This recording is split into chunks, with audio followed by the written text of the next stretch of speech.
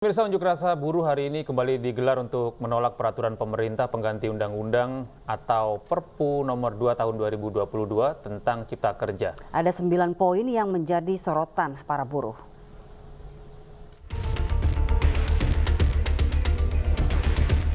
Penolakan terhadap peraturan pemerintah pengganti undang-undang tentang Cipta Kerja kembali dilayangkan buruh dari berbagai elemen di daerah di Indonesia.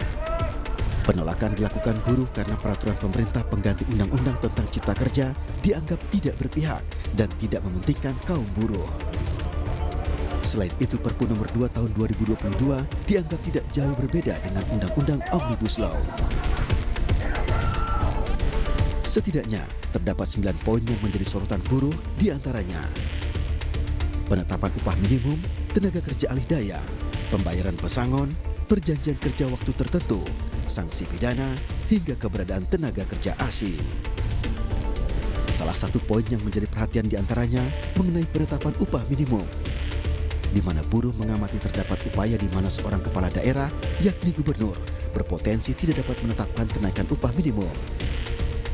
Karena dalam pasal 88 terdapat kata dapat yang dianggap sebagai celah bagi gubernur tidak menetapkan kenaikan upah.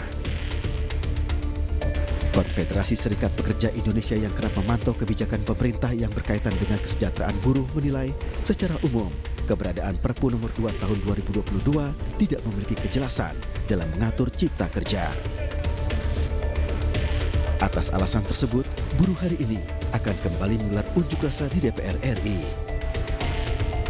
Buruh beranggapan DPR menjadi lembaga yang tidak lagi dapat dipercaya karena revisi terhadap Omnibus Law Cipta Kerja adalah melalui jalur Perpu, sehingga membuat buruh tidak mempercayai DPR.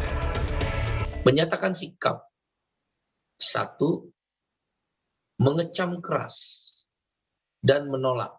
Saya ulangi, mengecam keras dan menolak sikap DPR RI yang menyatakan setuju dengan Perpu nomor 2 tahun 2022 tentang Omnibus Law Cipta Kerja menjadi undang-undang yang akan disahkan dalam sidang paripurna DPR.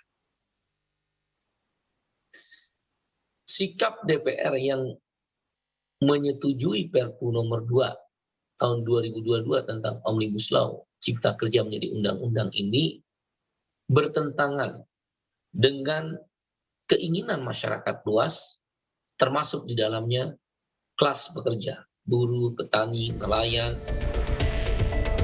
Buruh meminta agar pemerintah mengembalikan peraturan pekerja ke Undang-Undang Nomor 13 Tahun 2003 yang dianggap paling pas perhitungannya.